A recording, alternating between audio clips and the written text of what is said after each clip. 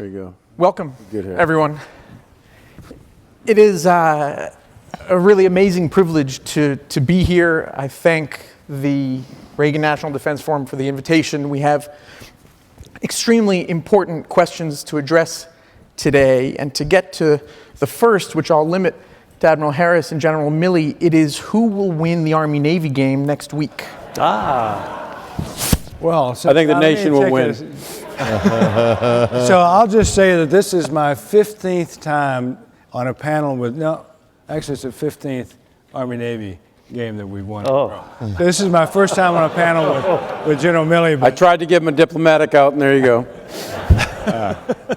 Though Navy didn't cover ourselves in glory today against Toledo. So if any Toledo fans out here, good on you. So Temple fans. I will say we're playing the first annual Army-Navy hockey game the same week as the Army-Navy football game, and it's being played following the Caps on Monday night. Admiral Carter, who's the superintendent of the Naval Academy, will be coaching Navy's team, and I will be coaching the Army team. So we'll see who prevails in that game as a prelude, and fighting will be authorized. So Admiral Carter's call sign, he's an aviator, is Slapshot. Yes, it is. We'll see. Well, now that we've gotten these major affairs of state taken care of, it really is a privilege to be here at the forum and with an amazingly distinguished panel. The personalities here, I think, are well known, but to start just briefly from my right, Bob Work is, of course, the Deputy Secretary of Defense after a long career in the U.S. Marine Corps, and a leading thinker, of course, on the future of competition, the third offset. Admiral Harris is the commander of U.S. forces in the Pacific. General Mark Milley is the Chief of Staff of the U.S. Army. Mike Strianese, the CEO of L3 Communications, and Jerry DeMuro, CEO of BAE Systems, Inc. We've been asked today to speak about the current era of U.S. deterrence challenges. And in a way that echoes the third offset, I'd suggest we're now in a third modern era of deterrence. If we say that the first was the 1930s, which did not go well at all in deterring aggressive, adventurous, dangerous behavior by nation states.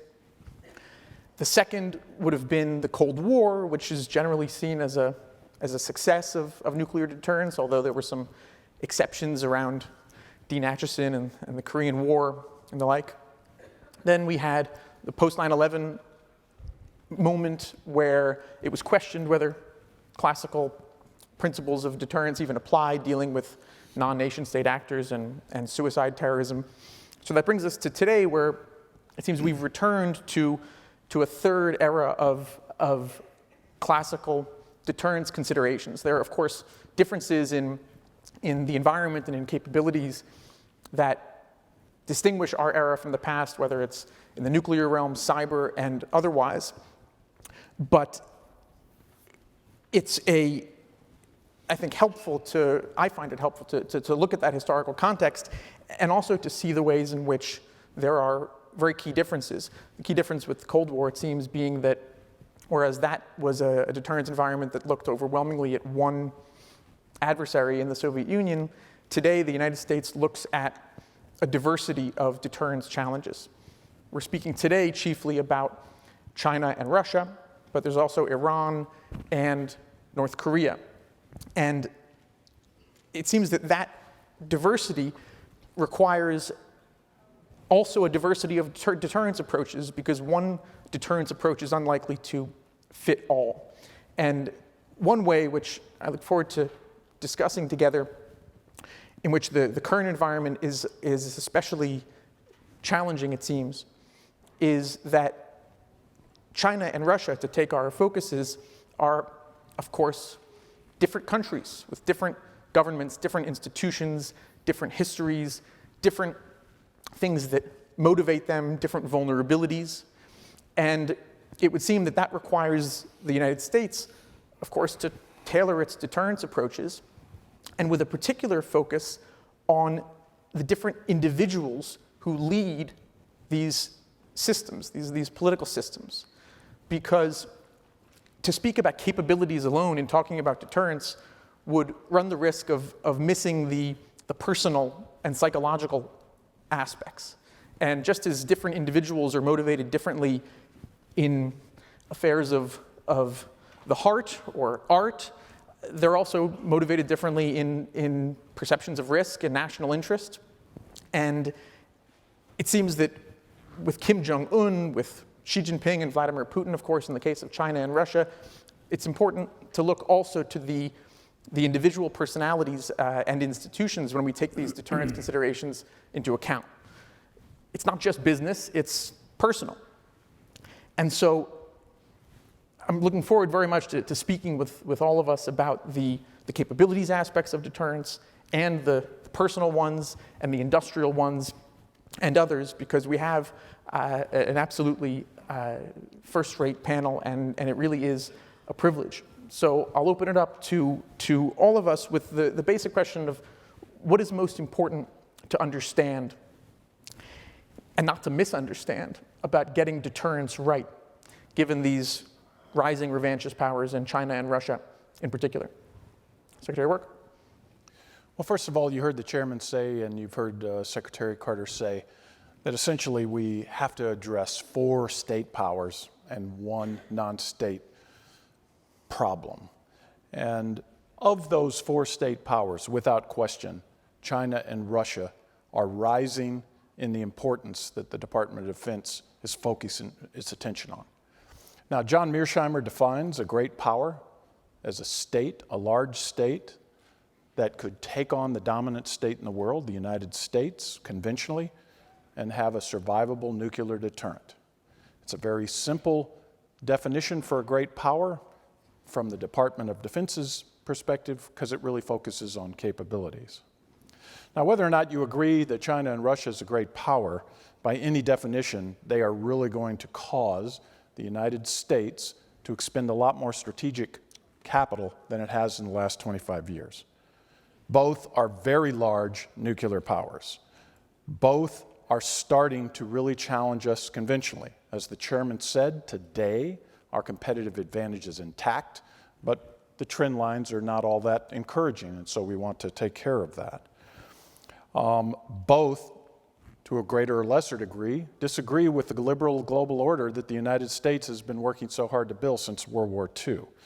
Both are aggrieved. The Russians believe they have been humiliated since the end of the Cold War, and China still smarts from the century of humiliation that drives so much of their thinking.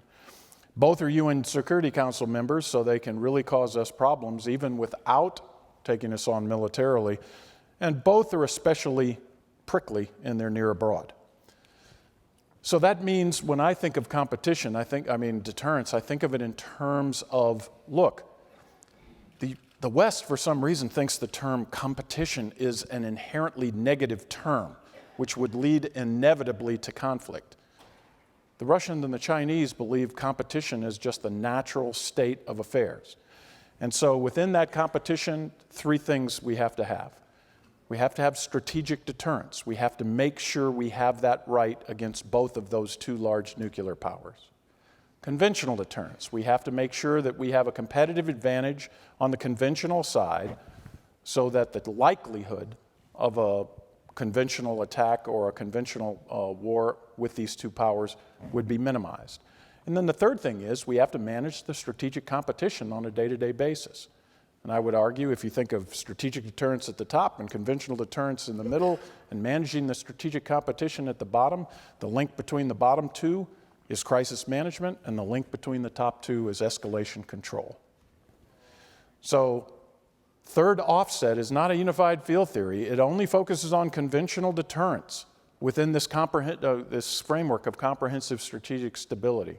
I look forward to the questions on that, but we have to get all 3 of these things right: managing the strategic competition, conventional deterrence, and strategic deterrence. Admiral Harris? Thanks. So here we are in the Reagan Library, and President Reagan said one time that we cannot be innocents abroad because there's no innocence abroad or something like that. And I think that kind of lends itself to how I look at deterrence. So I've read all the deterrence theories, Thomas Schelling and all those guys, and it's pretty complicated stuff, more complicated than I'm used to articulating because I'm from the South, if you can't tell already. So I kind of boil it down to my own idea of what is deterrence. And to me, deterrence is an equation, and it's capability times resolve times signaling. And that becomes deterrence. And if any of those things on the right-hand side, capability, resolve, or signaling, if any of those are zero, then you got no deterrence. So you could have the greatest military in the world, which we do. You could have the greatest resolve to use that if threatened, which we do. But if you don't have the signaling, or if you signal incorrectly, then you got no deterrence. So that's my sort of idea of deterrence. Deterrence is in the eye of the beholder. So the deterrence is about the person you're trying to deter and how that person or that country or that entity views your capability, resolve, and signaling. So deterrence is in the eyes of the beholder. The last thing I'll say about deterrence from my perspective is that the military, the capability part of that equation, the military is only part of the equation. So deterrence is a whole of government thing, and that's kind of where I fall out on deterrence. So as the Secretary said, we're talking about China and Russia, great powers, and how we work to work inside the international system with them. So I look at all that carefully. I look at it from my vantage point in the Pacific through a dark lens, and everything we do is aimed at giving the National Command Authority the ability to manage that in a complex way. So thanks. I look forward to your questions. General Milley? I mean, I would, again, to echo what Harry just said, we're here in the Reagan Library, and I would just re-quote his famous phrase of, peace through strength. Same phrase that George Washington used in his farewell inaugural address. And if you want to deter opponents, you've got to first have that capability, the first part of the equation that Harry's talking about. You got to have the capability, you got to have the capacity and the size, but also the skills and the readiness, and you have the right type of capabilities. Once you have those, then you have to obviously demonstrate a will, or the adversary has to know that you have the will to use it, and then you got to tell them that and signal it and so on. But the baseline of the whole thing is you got to be strong to begin with. And I think, frankly, that our capabilities, U.S. military capabilities, are exceptionally strong to be sure, but they've atrophied over the last 15 years when it comes to the two adversaries that Secretary Wark was talking about, Russia and China, peer or near peer or significant state powers. That's true in the Army, it's true in the Air Force as well, and I won't speak for the Navy except to say that it's true in the Navy and the Marine Corps too. So, but it's true. We've been focused on a single typology of war. We've been focused on insurgency and counterterrorism. We've optimized our force structure to do that for the last 15 years, and we have sub-optimized other parts of our force structure. So those capability gaps that have emerged, we still have competitive advantage, true, in the aggregate, but there are capability gaps that are clear, they're dangerous, and they're closing fast. And there's also proximity issues. With the case of Russia, they have obviously the ability to operate faster with interior lines and so on and so forth. China is a different strategic situation as well. So the bottom line is, while it's true, the United States military is strong and it's very good, it's very capable, and you're not going to hear anything different from me. Let's be careful about beating our chest on that stuff. The world is a very serious place. There are some dangerous actors out there. Those actors need to be deterred. And there are currently, in my view, in the long scheme of things, there are significant threats to the international order that has been getting enforced since Bretton Woods in 1945. And we as a nation need to come to grips with that. And do we want to continue that international order or not? Because it is under challenge. by those, Russia, China, North Korea, Iran, and terrorists. And we're going to have to come to grips with that, and that means maintaining capabilities in order to assure our allies and to deter our adversaries. It's not, in my mind, a difficult science project. It's done through strength, which is a combination of size and capability.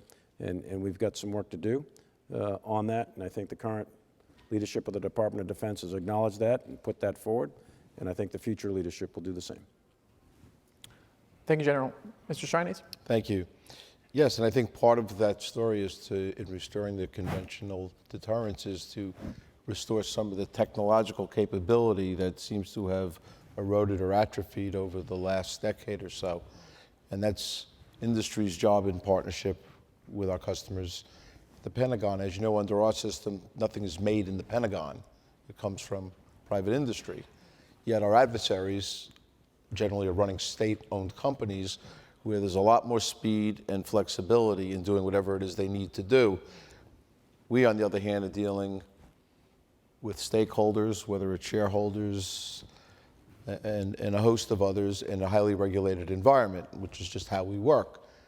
But part of restoring the technology is going to involve the will to adequately fund the budgets. We've gone through a terrible situation known as sequestration over the past 7-8 years that has done a lot of damage, not only to the industry that we operate, but also to the perception of the U.S. willingness or seriousness about maintaining its technological advantage. It was always the objective to own the night. Now we seem to be sharing the night because others have caught up with us. And we need to get all those advantages back. And we in industry are very committed to that. I think just to quote a number, just to know how bad were the last 7-8 years? Well, I think as an industry, we've probably lost, the number I've seen banted around was 1.7 million employees, just because of all the downsizing. And not only do we need to attract that workforce back, so we were able to surge if we needed to surge again, but we need to get young people attracted into the STEM programs so we can get the best and the brightest into this industry. And one of the ways we've been dealing with it has been some partnering with some very smart companies here on the West Coast and bring some of those commercial practices into the aerospace and defense industry just to help us get innovation and technology inserted into our products faster to help close this gap. So that's part of what we're doing and how we're looking at the problem. Thank you. Mr. DeMuro? Well, extending on what Mike said, industry's role is really essentially to be the arsenal for our military. Whatever that vision is in the national security strategy and whatever the military needs, essentially it relies on a free market that we have in the United States on the aerospace and defense, for the most part, industry. And for this industry to be healthy, our customer needs to be healthy. And Mike talked about the certainty of budget and the adequacy of budget. And that's certainly been problematic, I think we've heard throughout this session. And frankly, all of us spend some time on the Hill. I think we're seeing bipartisan recognition that at a minimum there needs to be greater stability, if not increases in the budget, so that we can get at some of these readiness issues as well as the mid and the long-term equalizing of the threat where perhaps we've lost some ground. So first and foremost, I would say for industry to be able to help our customer and to help the mission of deterrence that we're going to talk about, we need a stable budget, but it needs to be robust. So first step, get rid of the caps, stable budget so priorities can be established. If our customer establishes them, then the kinds of initiatives that Mike talks about in a very agile industry where we have streamlined, I think statistics show even the top 5, top 6 aerospace and defense contractors since 2008 have reduced about 14 or 15% of their workforce. And then if you carry that through the second tier and the third tier, you get to Mike's numbers. We've demonstrated agility on the up, sent a man to the moon, have some of the most advanced weapons in the world. So I have every confidence that if our customer can get stability and robust funding, and they can set priorities, that collectively in a partnership, we can achieve what we want to do there. The second thing that I would offer is, this morning we heard from several panels, one of them about reform, or rebuild? Well, it's both. And Congress was discussed by two members this morning that it also has to recognize it has a role. We always focus on DOD and say we have to streamline and we have to get rid of all these regulations and reduce people. Well, DOD as an organization operates in an ecosystem that starts with Congress. They operate in a political and a legal framework in an ecosystem. And so Congress has to understand that there are implications with its, I'll say, very discreet and granular management of the process and reporting on the process. It has consequences. Similarly, we would also offer that DOD, there's an opportunity there to look to industry as its model and how it has streamlined and revised operating practices. We all hear how many signatures it takes to get through a JROC process.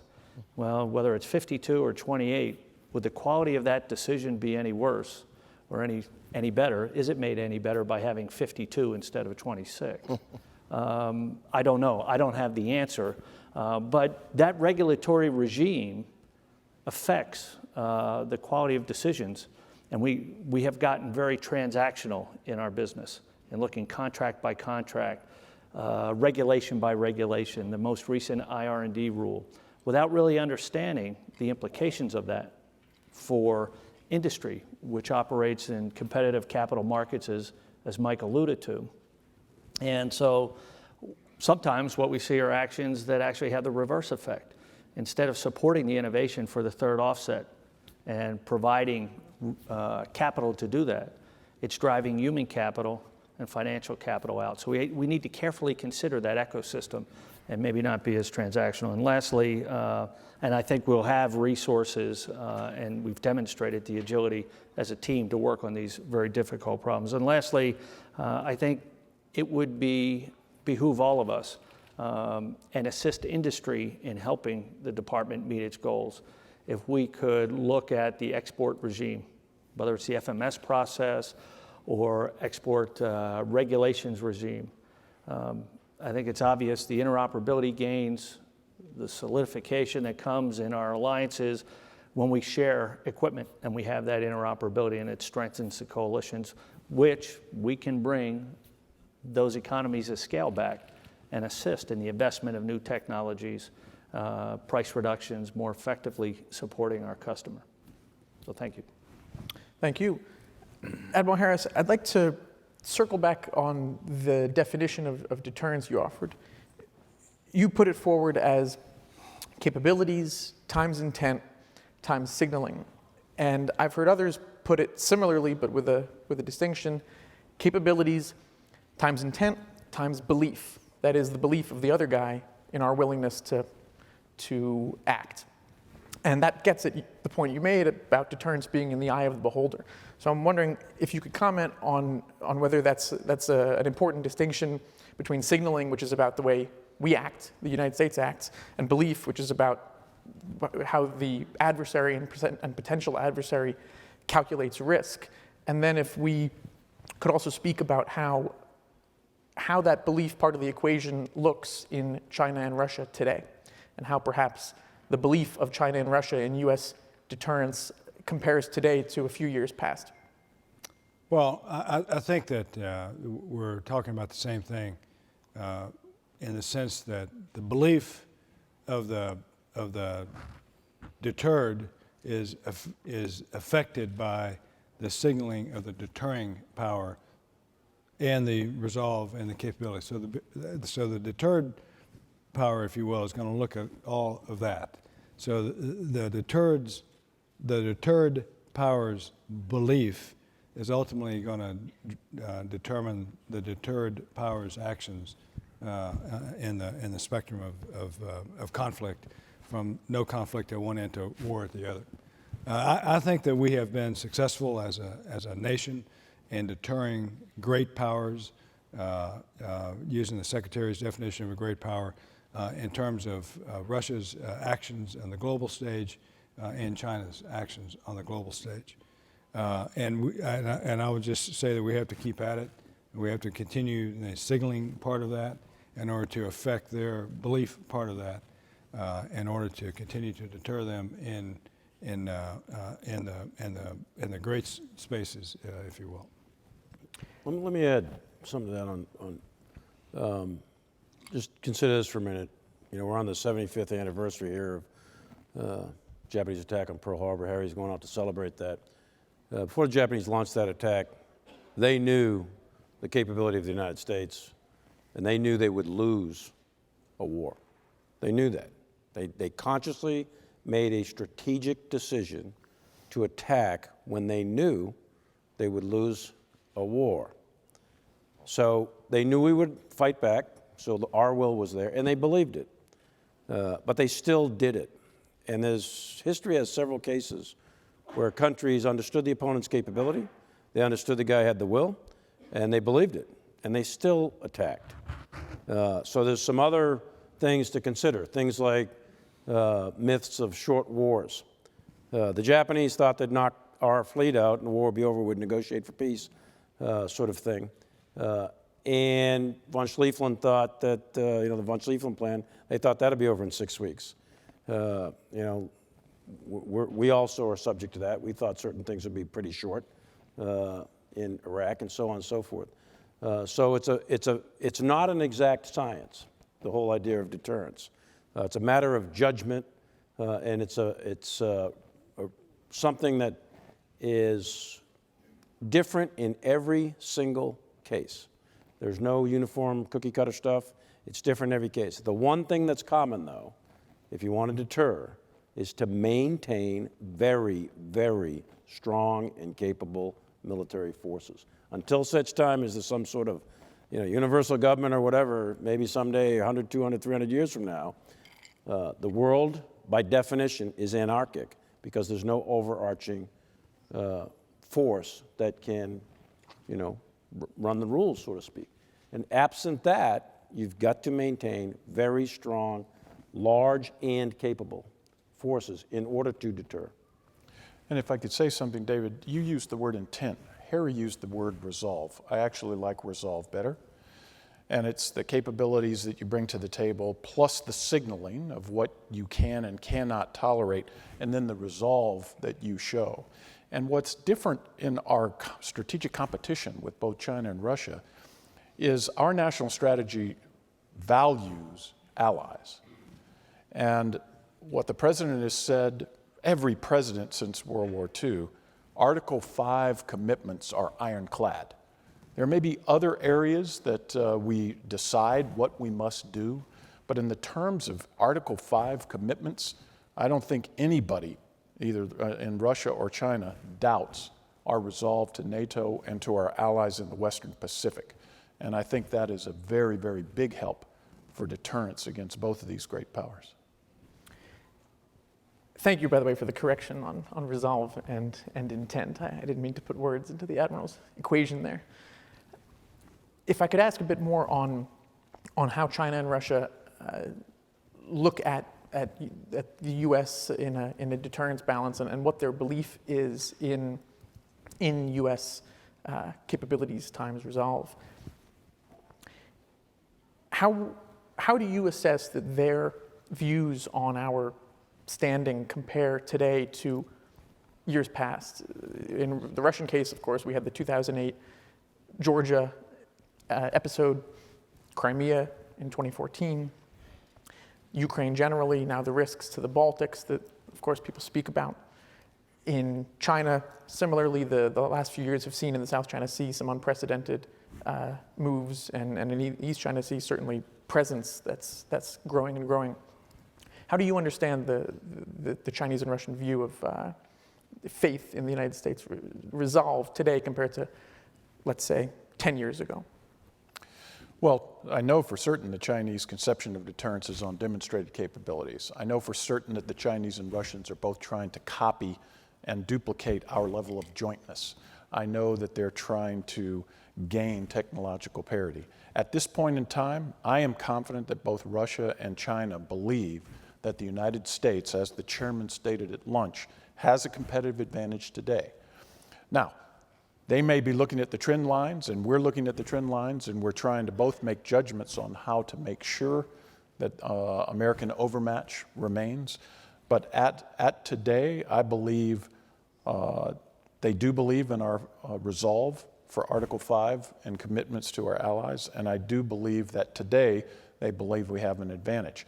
Now, the irony is that is forcing them to put a lot of money into capabilities, as the chief said, and so the trend lines are what I think concern the Department of Defense. You know, how do we make sure that we keep track and make sure that the trend lines at the end of 10 years still have them thinking that we have a competitive advantage? If we could step back and look in a grand strategic sense about China and Russia, what would we say their goals are? And Secretary Work, I think you mentioned this in your opening remarks. To what extent are they impatient powers? Are they patient powers? How do their economic and political and other circumstances shape their strategic thinking? And what should that mean for U.S. deterrence strategy? What are the timetables that we think that the Chinese and Russians look to for achieving their goals? Why don't we start here? Well, I would just say, I would defer first to Harry. He's been thinking about this for a long time. And the China Strategic Initiative that was started back in 2008, we really are trying to understand them. And the chief, I know, although he worries about providing forces in both the Pacific and Europe, he's been thinking a lot about the European problem. So I'd probably ask them first to see from a military perspective what their judgment is. So I've spoken before about China, and I've used we typically attribute patience to China, but I've spoken about how China has become a nation in a hurry, how President Xi has become a man in a hurry, where they've tried to ramp up their military development and all of that, their island reclamation, their aggressive actions, their assertive actions in East Asia in a hurry. And I've testified before Congress that I believe that China seeks hegemony in East Asia, and their view is to push the United States out. And that's where those military capabilities that we have come into play, and that's where the whole of government view on deterrence comes into play. I think that the United States enjoys certain asymmetric advantages over every country on the earth that would challenge us. And those asymmetric advantages include anti-submarine warfare, stealth technology, jet propulsion, our culture of innovation, and our ideals. But those hardware aspects of those asymmetric advantages are at risk if we don't continue to invest in them and resource them. And China is trying to overcome that asymmetric advantage gap that we enjoy quickly. And they do that through cyber theft and everything else because they're not constrained by law, regulation, and policy as we rightfully are. And so we have to continue to be sensitive and be aware of the threat that's posed by a closing of that gap. The chairman talked about today that we don't want to go into a fair fight with our enemies or our adversaries. I've said before, I want to go to a knife fight with a gun. I want to go to a gunfight with heavy artillery and all of that. Admiral, why is China a nation in a hurry? Is it because of the personality of the leadership? I don't know. Because of demographics? I think you should ask China why they're a nation in a hurry. I just look at the outcomes, and they're moving swiftly, and they seem to have put aside any sense of strategic patience. General? Thucydides said a couple thousand years ago, he's pretty accurate then, it's held true throughout the ages, that wars are caused by fear, honor, and interest sort of thing, fear, pride, and interest. And I think there's other reasons, but those three sort of get to the heart of the matter. And I think in both China and Russia's case, for that matter, and many other cases, I think fear plays a big part. In Russia's case, they have living memory. So there's people who sit around dinner tables or the leaders or the sons and daughters of folks who fought in World War II, and they have living memory of a Nazi invasion. And that was brutal. The United States didn't experience, both my parents fought in World War II. My dad hit the beach at Iwo Jima. They suffered, true enough. But the United States did not suffer anything like Eastern Europe and Russia did in World War II. That's living memory. Putin himself is the son of survivors of Leningrad, where people were, it's just a brutal 900-plus day siege. People need to think about that and remember that, that what Russia went through in World War II. So fear is very real. And that's the third time that I'm aware of in terms of big invasions. You got Napoleon who went and burned Moscow, and you got the Mongols who occupied it for 3 centuries, who were doing everything that you see ISIS doing today. They were doing the same thing. So fear of external invasion is a very real, palpable narrative in Russian internal politics and history. And it's not fake. They believe it, they fear it, and they view NATO, rightly or wrongly, I think wrongly, I don't think NATO's an existential threat, but they think NATO's an existential threat. So fear is driving some of their behavior, and then their political leadership obviously believes it themselves, but also exploits that for internal political gain. So what are they trying to do? They want to defend the Russian people. They want to defend Mother Russia, sort of thing. And in their mind, Ukraine is part and parcel of Mother Russia, and Kiev, of course, was the capital of Russia in 900 and year 1000 sort of thing. So the idea of defending against an external threat, fear, I believe, is very real in their mind. There's also pride. Russia was a great power under the Tsar, starting with Peter the Great and all the way up until the fall of the Romanov dynasty and the Russian Revolution. So it was a great power. It was a colonial power. It was an expansionist power. It had a great empire. And, of course, then you got the Russian Revolution. But then it becomes a power in its own right by making the greatest contribution to the defeat of Nazi Germany, and then later becomes the Soviet Union as a superpower during the Cold War. All that came shattering down between 89 and 91 for many, many reasons, but it shattered. Putin himself called it the greatest catastrophe of the last century. That was something that ripped apart at the self-esteem, the pride of a country that had been fed propaganda of how big and tall they were. So it rips apart their pride. So they want to regain Russian nationalist pride in themselves. And then there's a lot of interest involved.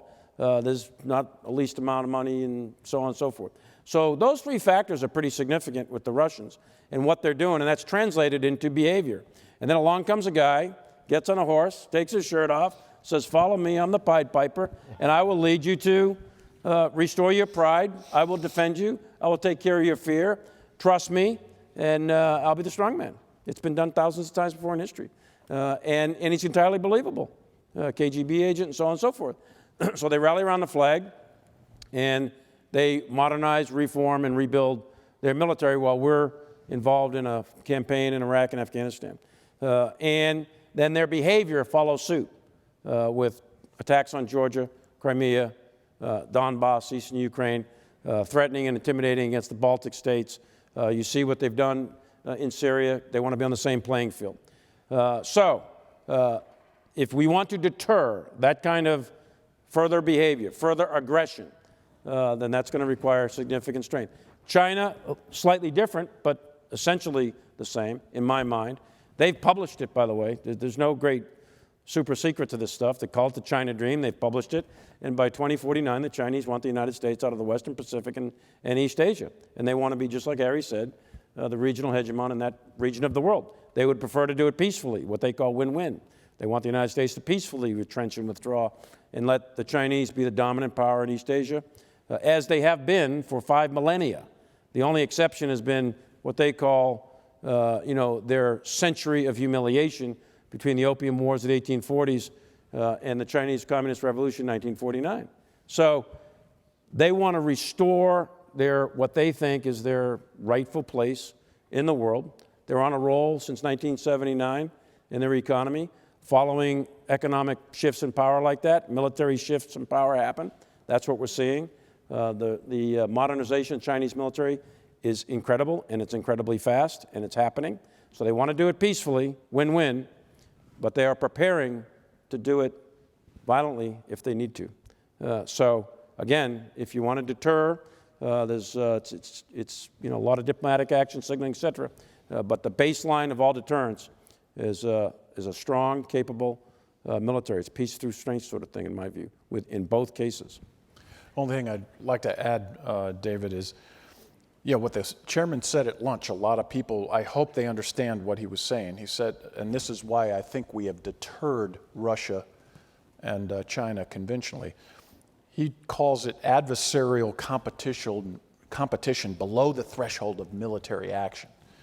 And the Russians are expert at this, and both the Russians and the Chinese are investing a lot of effort trying to break our alliances, because both in Europe and in Asia. And so this adversarial competition below the threshold of military action goes back to what Harry was saying, how important this is for our government to really have a strong strategy on how to approach and defend or approach and deter both of these two big powers. Mr. Strianese, I'd be interested to have you expand on your remarks about the differences or the similarities, but I assume chiefly the differences between the American defense industry and its relationship to innovation and to government, and the Russian and Chinese cases. How do they compare in how they work, how they're organized, and how they look to create capable platforms? Well, sure. I think that our advantage, first of all, is the great people we have that work within our industry in terms of their technical capability. But there's a lot less impediment for an entity to behave in any way it needs to achieve its objective if it's state-run and the objectives are both the same. Whereas we need to create a GPS-denied environment, and we want it in 6 months, and you'll do everything you need to do to make it happen. And if we have to get 2 companies or 5 companies working on it, that's what they do. They're able to control the resources, the ways and means of production, to achieve their objectives. Whereas in our system, as you know, many of us are publicly owned companies, and we have shareholders to answer to, and when things don't go well, you have shareholders and you have activists to answer to, and it becomes a very dicey environment. So, we're all very aware of our environment. We know how to work through it, so it's not the end of the world. But I think they can get things done a little bit quicker when they need to. Our job is going to be, how do we counter that? How can we develop technologies, weapon systems, and the like that can operate in a GPS-denied environment, right? Mm-hmm. The great, U.S. force projection was the carrier group, and as we all understand it, the Chinese have developed missiles now to negate the carrier group, so they could take them out, or they keep them so far offshore that the effectiveness has been, somewhat impacted. Well, so I would challenge that. I'm just repeating what I read in Defense News. So I'm sorry, but in any event, the point is there's been challenges made over the last 8 years that places where the U.S. they perceive the technological advantage, whether it's going after, stealth, develop better radars or longer range missiles or the like. And, I think that we need to respond in kind from the industry and work with our customers and come up with systems that will offset those capabilities that are being developed. And if it's, cyber, we had a panel earlier today on cyber. That's become a terrible problem. It keeps happening over and over and over again, and there doesn't seem to be a solution at hand right now, but it's something that's going to have to get dealt with. And again, we, as an industry, can't drop everything and everybody focus on one problem, because we all have, multiple customers and other obligations to deal with. So the model doesn't necessarily work as fast as theirs may at times. David, if I might, I would offer maybe to expand on Mike's point. We're looking at an 8, 9, 10-year time frame here, where we've had 2 particular adversaries who have been very, very focused in what they're trying to address, what the threat is, what they want to accomplish technically, force structure, et cetera.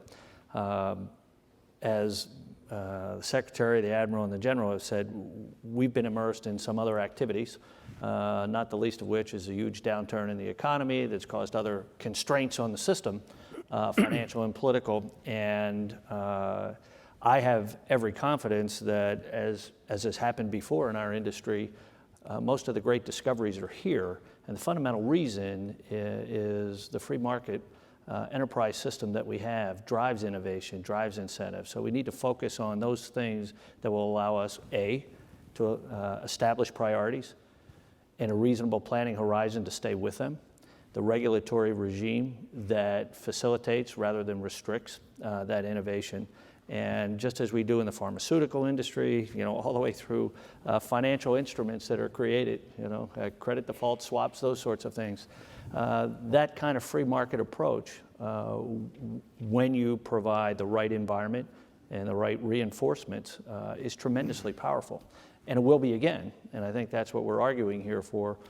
Things like the third offset and those initiatives, let's institutionalize in the budget, in the process, so that we can really drive to whatever priorities can come out of a long-term budget, whatever those 4 or 5 or 6 critical things are. We put a man on the moon.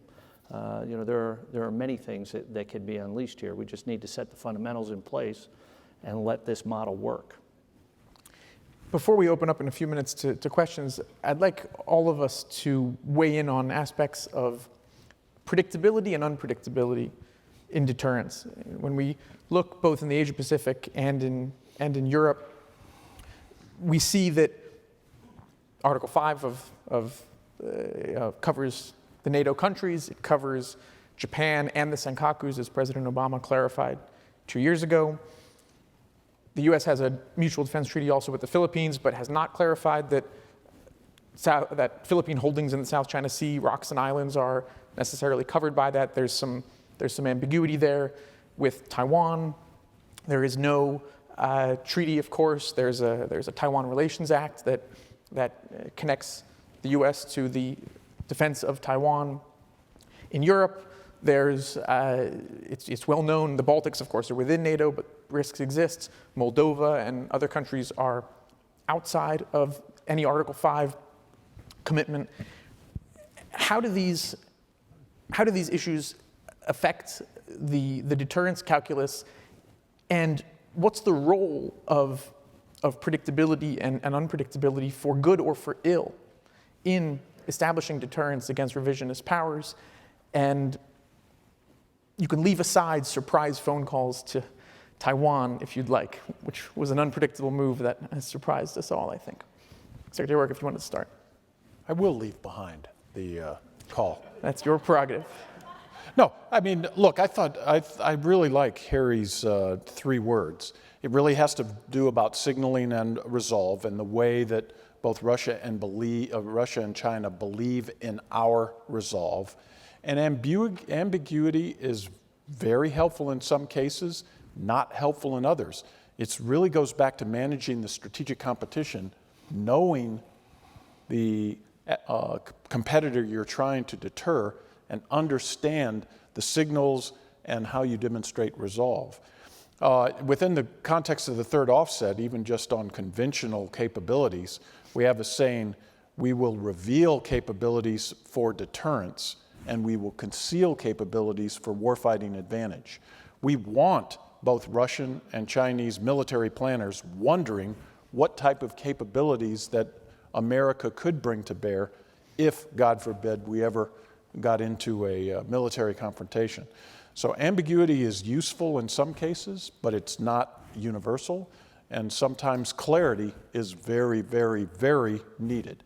But it is certainly something we want in our arsenal of deterrence. Admiral Harris, if I could ask the general question about predictability and unpredictability, and then also a related deterrence question about the differences between deterrence and provocation. So if you wanted to touch, for example, on freedom of navigation patrols in the South China Sea. Sure. So on the issue of predictability and unpredictability, there are advantages to being both predictable in certain circumstances and unpredictable in others. And as far as our treaty allies go, the United States has only five bilateral defense treaties, and they're all in the Indo-Asia-Pacific region. And the other two defense treaties are multilateral, NATO and the Rio Pact. Our treaty allies in Asia should not worry about America's commitments under those treaties. And those are treaties with Japan, Korea, Thailand, Australia, and the Philippines. They should not be concerned about our resolve in meeting our treaty obligations. I think the President clearly signaled, for example, he clearly signaled where we stand as a nation with regard to our treaty with Japan over the issue of the Senkakus and the fact that the Senkakus fall under the provisions of the Mutual Security Treaty with Japan. I think that was a clear signaling to China, and it had a deterrent effect. With regard to freedom of navigation operations and the like, and the issue of deterrence and provocations, freedom of navigation operations are not designed to deter anybody from doing anything. Freedom of navigation operations are simply designed to do just that. They are designed to exercise a nation's freedom of navigation in international water or over it, in international airspace. And so if you don't exercise your freedom of navigation, then under international law, you might lose that freedom of navigation over whatever issue it is. The Secretary of Defense has been very clear that the United States will fly, sail, and operate wherever international law allows, and that means we must exercise that freedom to fly, sail, or operate wherever international law allows. And that's the purpose of freedom of navigation operations. It is simply to exercise our right to operate wherever international law allows. General Milley? I agree with both Secretary and Harry about sometimes ambiguity is good, sometimes being clear is good, and all that kind of stuff, especially at the tactical or even operational level. But at the strategic level, I think clarity is more helpful than lack of clarity. And I think a question that needs to be asked and answered right now is, what's America's role in the world? General Dunford was asked at lunch, if you had a magic wand, what would you ask for? That's how he answered it. He said, I would like consensus as to our role in the world. And why is that so important? It's because from that answer to that question, what's America's role in the world, derives all kinds of things like sizes of your forces and capabilities and so on and so forth. It's a really critical question. It's been answered for 7 decades. It was answered in 1944 in a hotel in New Hampshire in Bretton Woods when we just suffered 100 million dead between 1914 and 1945 in the First and Second World Wars. And the United States said, that's not happening again. We're not doing that. So we gathered everybody at that New Hampshire hotel, all the diplomats, and everybody hung out for a couple, 3 weeks, and they all wrote paragraphs and chapters to essentially the rules of the world. How's post-World War II going to be run? Because we're not doing this again. We just did it twice, ain't happening over again. So he wrote the rules, and America wrote those rules. All the other diplomats from all the other countries signed up to them, but America wrote it. And those rules were the rules of the, quote, free world, the Western world, up until 1989, and then they expanded essentially to the rest of the world. Some people don't like those rules. Some people don't like that, quote, international order, and they want to revise it, revisionist powers, and they're out there right now today.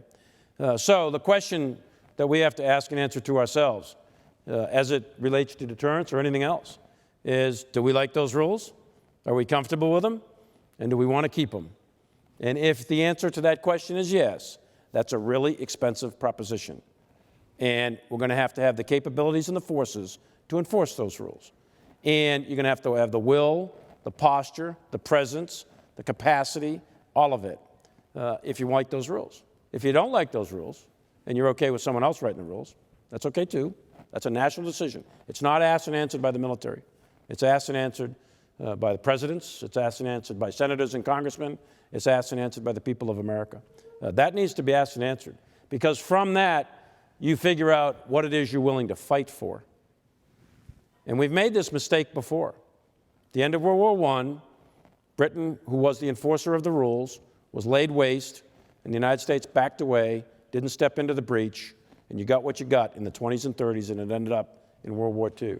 And then we got it again post-World War II, when Dean Acheson comes out and says, nope, South Korea is not important, draws a line, thank you very much. And then grandfather calls up Stalin and says, green light, Roger, green light, go. And boom, you got the Korean War in your hands.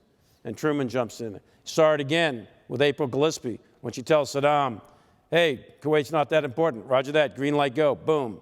So signaling and being consistent at the strategic level matters. And knowing what you're willing to fight for, knowing what you stand for, knowing what your role in the world is, that's fundamental to deterrence. It's fundamental to our military. And I personally think we need to ask and answer it, clarify it. Normally that happens every 4 years in American politics. We've been answering it one way for 7 decades. We need to answer it again now. I think it will be answered, and I think we'll be in good shape once it's answered. Mr. Strianese, what about predictability and unpredictability in procurement, budgeting, R&D, and also what about some of the surprises we've seen in recent years, procurement difficulties with major platforms coming online, the F-35, LCS, and others, hacks of avionics of major systems? How does that affect deterrence? Well, the predictability of budgets, we think, is central to being able to execute what we need to do in an effective and efficient manner.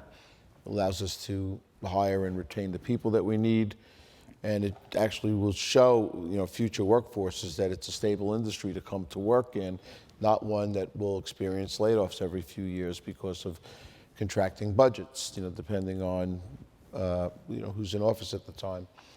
I also think that in and of itself, the will to fund the military objectives is a deterrent. So, one, it makes the business more predictable and it makes it more efficient.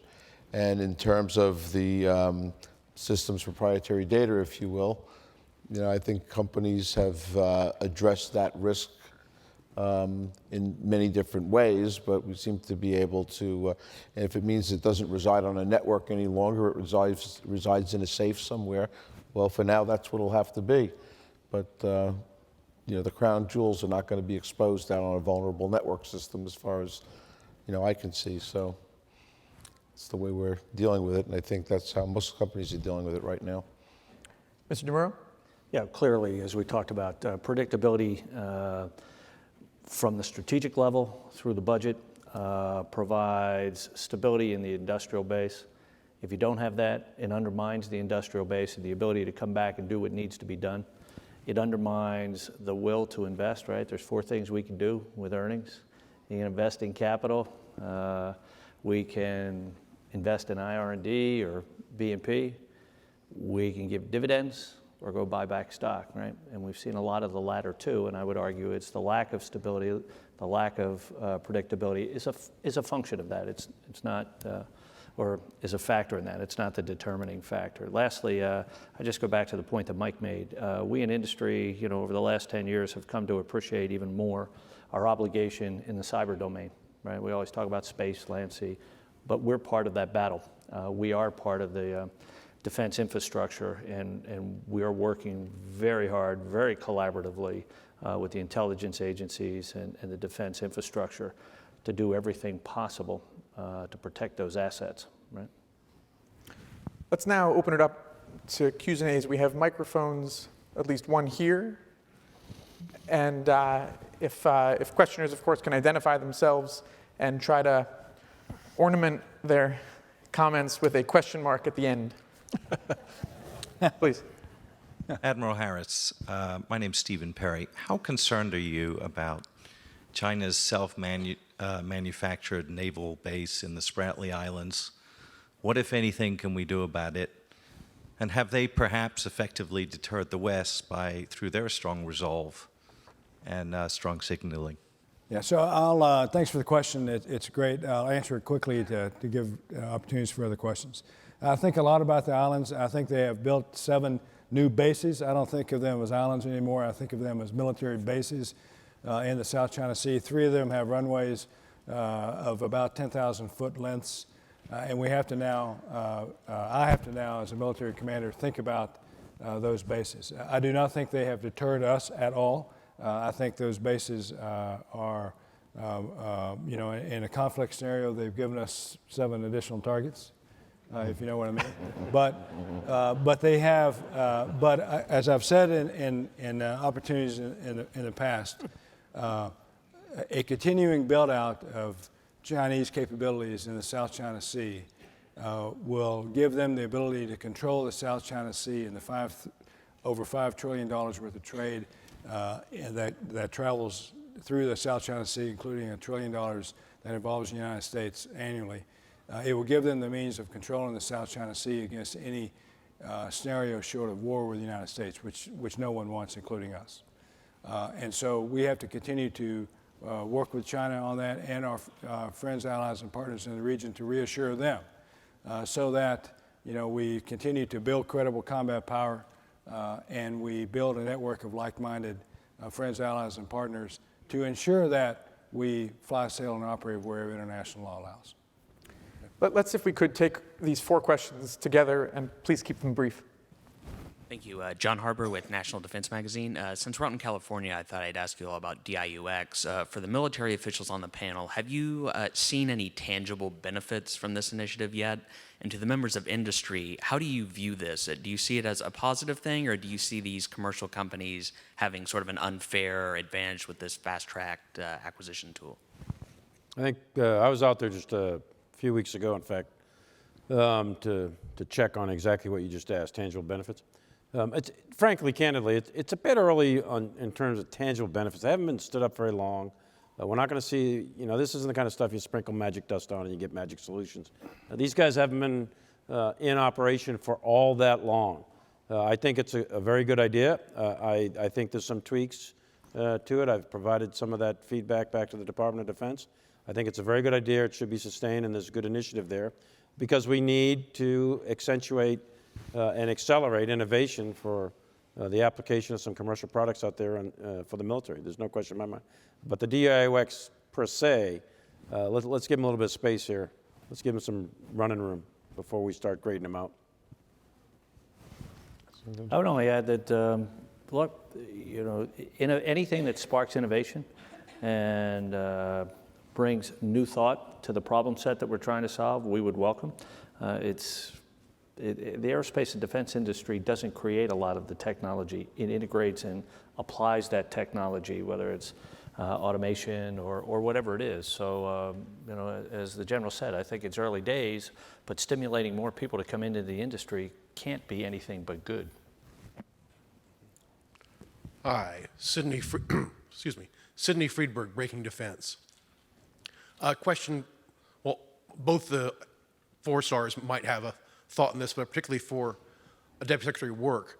Are you going to go for all 3? You've put a lot of energy into this third offset strategy, and I remember you telling me about a year ago that your hope was to set up options for the next administration, whoever they were, to choose from. At this stage, how comfortable are you that there's been time to set up good options and hand them over to the next administration across what's going to be probably a more turbulent transition than most? Thank you. And we need to run a 2-minute drill here, so if we can get the other 2 questions quickly, and we will answer them as best we can. Hi, I'm Blake Mueller. I'm a student at Columbia University here with the Alexander Hamilton Society. My question is primarily for Admiral Harris, although General Milley's expertise is also appreciated. How realistic and effective do you deem an Asian equivalent of NATO? TTP is dead for now, but could the United States reassert itself through ASEAN in order to leverage the region's geopolitics? Thank you. Good question. Hi, my name is Sheikh Katiri. I'm a junior at Arizona State University, and I'm here with the Alexander Hamilton Society. My question is, there seems to be a growing concern and skepticism among American people on an activist foreign policy, and looking at that resistance among Americans, adversary powers, especially Russia and to an extent Iran, seem to be exploiting that in their aggressions. Would you say that this is a fair assessment, and how should this be resolved? Thank you. Secretary of Work on the transition. Well, Sydney, look, the third offset, you heard the chairman say at lunch, this is all about trying to maintain our conventional competitive advantage. And whatever you call it, that's what it all is all about. What we have right now is many demonstrations that are laid into the budget. Now, it's not, we're talking about a $3 trillion program, about $600 billion a year times 5 in our 5-year defense plan. It's a $3 trillion program. We have about $20 billion that is laid in right now for a lot of different demonstrations that the incoming administration can elect to either pursue or not. And it goes back to what General Milley said about the DOAX. There's an awful lot of things that are going on right now. We're seeding a lot of innovative approaches. And back to Jacobs, I'll skip over the TTP and the Asian equivalent of NATO, and I'll leave that to Harry. But look, I don't think that the data shows that the American people are resistant to an activist policy. I think, going back to General Milley's point, is we have to have the debate of American role in the world, and I think the American people will take part in that debate and tell us. But I don't think I think the data is mixed on whether or not there's any indication that the American people want to become less active. They want to know what we stand for and what we're going to go back to Kath Hicks said this morning. Who do we want to deter? How are we want to deter them? Who do we want to have as allies? Who will we protect? All those questions need to be answered. And I know we're running over time, but let me just say something. As far as deterrence goes, this is what I think the Russians and the Chinese military planners worry about most. The American soldier, sailor, airman, Marine, and Coast Guardsman. There is no other military, none, not in the history of our planet, that is as innovative as these people. And if I was a Chinese or Russian military planner and I started to crank my little deterministic model and say, wow, I think it's time to take on Americans, sooner or later the model's going to freeze up because some young American is going to say, hey, why don't we do it this way? And they're going to whisper something into General Milley's ear and to Admiral Harris's ear, and they're going to say, yeah, let's do that, because it will ruin their day. So, look, I got to tell you, be rest assured. Admiral, to close us out, please. So I'll be quick again. I want to talk about NATO and Asia, but I'll add to what the Secretary said and that is the other thing that I believe scares our potential adversaries and our adversaries is the fact that we're having this kind of a forum because we are a questioning society, we're a questioning nation, and I just can't imagine this kind of a venue where you have military, civilian, and industry leaders together answering whatever questions come up in ways that we're trying to do for all of you. So I think that's the other thing that I think scares them quite a bit. I do not believe we're ever going to see a NATO in Asia. You know, NATO was formed when there was a single focused threat, the Soviet Union, and those countries that were aligned with the Soviet Union lined up against those that were not, and we formed up NATO for all the right reasons.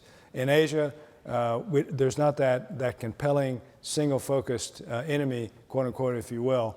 China is part and parcel of Asia. They're part of our economic life in America and all of that. So we're not going to see, in my opinion, a NATO in Asia. We will see multilateral frameworks. I call it partnerships with a purpose. You know, we have defending Northeast Asia. So that's a natural trilateral linkage between Japan, Korea, and the United States. There's a countering multilateral or countering violent extremist organizations in Southeast and South Asia. And a natural grouping of that would be the U.S., Malaysia, Indonesia, Australia, New Zealand, and maybe Bangladesh, certainly the Philippines. So we should be going after these kinds of naturally forming multilateral organizations to get those advantages. And then we have ASEAN, which exists not as a defense pact between those countries that are part of ASEAN, but they are interested in security things. So you have ADMM+, ASEAN Regional Forum, ARF, and those things which I think are useful to go after transnational crime, counter-piracy, kidnapping for ransom, and all of those issues that we see in the Strait of Malacca and the Celebes and the Sulu Seas. So that's how I view multilateral defense structures, if you will, in Asia. Thank you. Thank you, gentlemen. Thank you to the Reagan Foundation, and thanks to all of you.